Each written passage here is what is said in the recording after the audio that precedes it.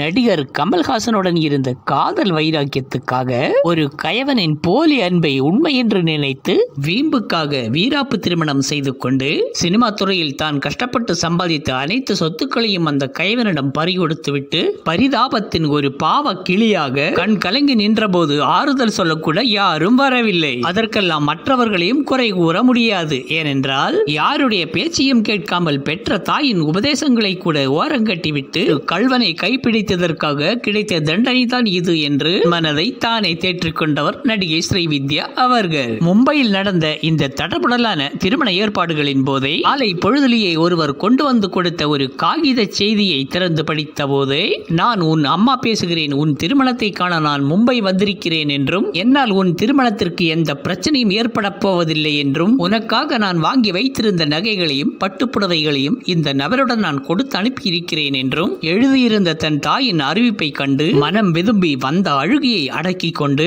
திருமணத்திற்காக அலங்காரம் செய்து கொண்டிருந்தார் நடிகை ஸ்ரீவித்யா. ஒரு பழைய புடவையை கட்டிக்கொண்டு எந்தவித ஒரு அலங்காரமும் இல்லாமல் ஒரு அலங்கோல தோற்றமாய் திருமண நிகழ்ச்சிக்கு வந்து நின்ற தன் அம்மாவை கண்டு கண் கலங்கி நின்றார் ஸ்ரீவித்யா. எப்போதுமே ஜொலிப்பான பல பட்டு புடவைகளில் கலகலப்பாக காட்சி தந்த தன் அம்மாவை இப்படி ஒரு கோலத்துடன் பார்க்க வைத்து விட்டேனே என்று மனதில் தோன்றிய குற்ற உணர்வுடன் அம்மாவின் காலில் விழுந்து வணங்கினார் நடிகை ஸ்ரீவித்யா. பிறகு அம்மாவோடு ஒரு புகைப்படத்தை மட்டும் எடுத்துக்கொண்டு ஒரு குளிர்பானம் கூட குடிக்க மறுத்துவிட்ட அம்மா சில நிமிடங்களிலேயே அங்கிருந்து புறப்பட்டு சென்றார் ஸ்ரீவித்யாவின் அம்மா. தீக்கனல் என்ற ஒரு மலையாள திரைப்படத்தின் தயாரிப்பாளர் என்ற ஒரு முக கவசத்தோடு நடிகை ஸ்ரீவித்யாவிடம் காட்டிய ஒரு போலி அன்பையும் போலி காதலையும் நம்பிக்கொண்டு அந்த படத்தில் நடித்து கொடுத்து அவரை திருமணமும் செய்து கொண்டு குடும்ப வாழ்க்கையில் காலடி எடுத்து வைத்தவர் நடிகை ஸ்ரீவித்யா. உண்மையை சொல்ல போனால் அவர் ஒரு தயாரிப்பாளரே அல்ல என்றும், ஒரு பினான்சியர் பினாமியாக இருந்த ஒரு ஏமாற்றுக்காரன் என்றும், அவருடன் திருமணம் முடித்து 3 மாதம் மும்பையில் இருந்த போதே அங்கே நடந்த ஒரு இன்கம் டாக்ஸ் ரெய்டின் போதுதான் ஸ்ரீவித்யாவுக்கு தெரிய வந்ததே. திருமணம் முடிந்ததும் நடிப்பை மூட்டை கட்டிவிட்டு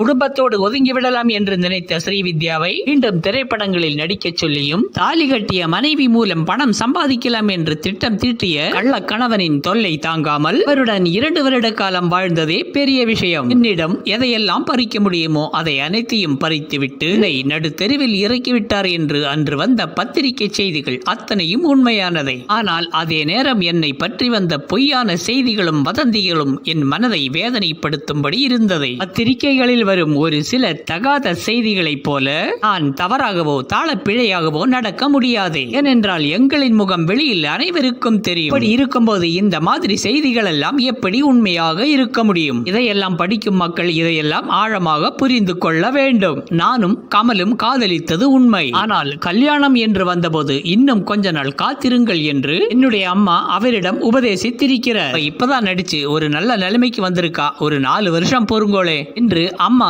கமலிடம் சொன்ன போது கமல் கோபப்பட்டு கொண்டு முகத்தை இறுக்கி வைத்துக் கொண்டு வீட்டை விட்டு இறங்கினர். பிறகு தன்னிடம் தொடர்பு கொண்டு பேசுவதையே நிறுத்திவிட்ட கமல் வாணி கணபதியை திருமணம் செய்து கொண்ட செய்தியை பார்த்து அதை தாங்கிக் கொள்ள முடியாமல், இவர் மட்டும் திருமணம் செய்து கொள்ளலாம், நான் செய்யக்கூடாதா என்ற மனதில் தோன்றிய ஒரு காதல் வீராப்பினால் எடுத்த முடிவுதான் இந்த கல்வனை கட்டிக்கொண்ட காரணமே தவிர வேற எந்த காரணமும் இந்த கதைக்குள் கிடையாது. இந்த திருமணம் நடப்பதற்கு முன்பு என் மனதை தேற்றிக் கொள்ள வேண்டும் என்பதற்காக என் அம்மா என்னை அமெரிக்காவுக்கு கூட்டிச் சென்று அம்மா நடத்தும் மேடை நிகழ்ச்சிகளில் கலந்து கொள்ள செய்தார். அந்த சமயங்களில் அங்கே இருந்த நிறைய விஐபிக்கள் என்னை பெண் கேட்டு வந்தார்கள். ஆனால் என் அம்மா எதற்குமே ஒத்துக்கொள்ளவில்லை. நான் அப்போது பிஸியாக நடித்துக் கொண்டிருந்துதான் அதற்கு முக்கிய காரணம். அதனால் கமலையும் கை கழுவி விட்டு பெண் கேட்டு வந்த விஐபிக்களையும் கை கழுவி விட்டு அம்மாவை பார்த்து எனக்கு கோபம் வந்ததே. இந்த காரணங்களால் தான் என்னுடைய திருமணம் இந்த கோலத்தில் வந்து நின்றதே. இந்த கல்யாணம் உனக்கு வேண்டாம் என்றும் எனக்கு வேண்டப்பட்டவர்கள் அனைவரும் மனோரமா ஆட்சி உட்பட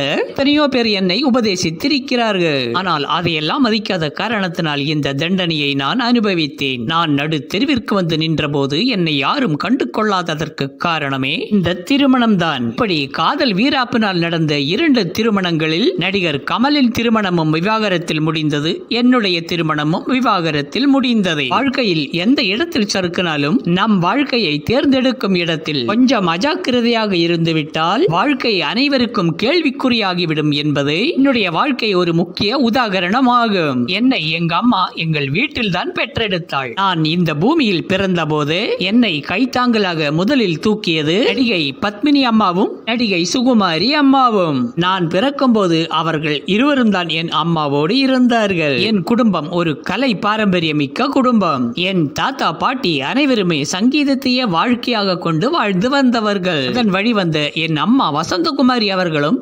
கர்நாடக சங்கீதத்தில் மிகப்பெரிய புகழை பெற்றவர்கள். என் அப்பா வெங்கட் கிருஷ்ணமூர்த்தி அவர்கள் 1940களில் ஒரு மிமிக்ரி ஆர்டிஸ்டாக வலம் வந்து திரைப்படங்களிலும் நடித்து வந்தார். இப்படி சிறு வயது முதலே எனக்கு சங்கீதமும் நடனமும் என் குடும்பத்தோடு சேர்ந்து ஒட்டி பிறந்ததை. நாட்டிய கலைகளில் என்னுடைய 14 வயதில் என்னுடைய அரங்கேற்றம் முடிந்தது. இந்த சமயத்தில் தான் குமார சம்பவம் என்ற திரைப்படத்தில் எனக்கு முதலாக ஒரு நடனம் ஆட வாய்ப்பு கிடைத்தது. அதன் பிறகு ஒரு சில படங்களில் முகம் காட்டி இருந்தாலும் எனக்கு கே. பாலச்சந்தர் சார் இயக்கிய 100க்கு 100 என்ற திரைப்படம் தான் என்னை ரசிகர்களிடையே கொண்டு போய் சேர்த்ததை. பிறகு மீண்டும் எனக்கு கே. பாலச்சந்தர் சார் அபூர்வ ராகங்கள் என்ற படத்தில் வாய்ப்பு கொடுத்து என்னை பெரிய அளவில் அடையாளம் காட்டினர். இருந்தாலும் நான் ஒரு பெரிய கதாநாயகியாக வர எனக்கு இந்த தமிழ் திரையுலகம் கை கொடுக்கவில்லை என்றே சொல்ல வேண்டும். ஒரு தமிழ் பெண்ணான எனக்கு மலையாள திரையுலகம் மிகப்பெரிய அளவில் ஒரு வரவேற்பை கொடுத்தார்கள். சட்டம்பி கவலா என்ற ஒரு மலையாள திரைப்படத்தில் நடித்த எனக்கு